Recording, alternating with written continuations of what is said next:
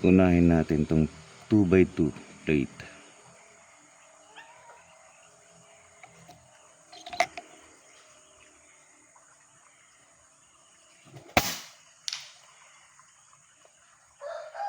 Okay, dead center sa 2x2.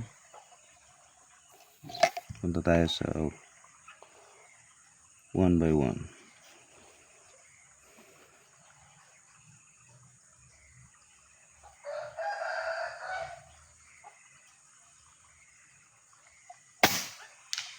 Hit ng 1x1. So isa pa.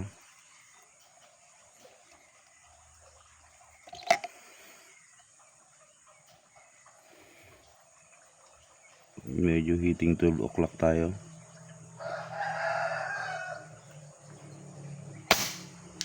Hit pa rin yung 1x1. So ayan Sir Christian, eto naman is malapit-lapit sa dead center yung patama, Sir Christian. So sige, kompletuhin natin yung 5 blades. Do nawala na yung excitement kasi natamaan na natin yung 1-inch plate, tapos yung 2x2. Dito tayo sa 3x3. Tignan natin kung dead center.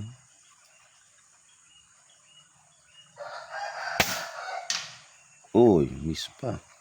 Imagine that. Ay, sorry. Iba yung naipasok kong pellet. Ano ba yan? Anyway, kitang-kita naman sir yung patama. Ano kaya mag-groupings tayo dito sa sakwa? Para i-check lang yung kanyang groupings. Okay, hit natin.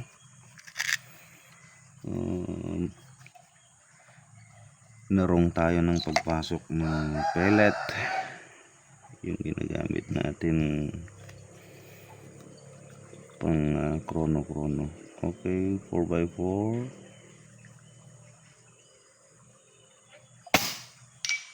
Okay, hit ang 4x4.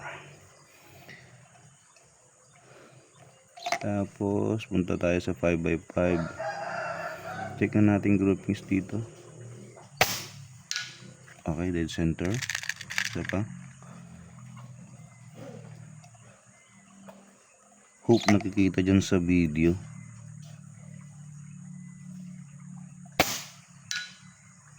Okay, medyo bumaba. So okay na Sir Christian yung Commander Gen 2. Yan ba ka-NBAS. So flying at 950 fps using FS Chrono. Tatanggalin na natin yung ating camera or yung cellphone sa ating sidecam. Mahigpit. Yan sir.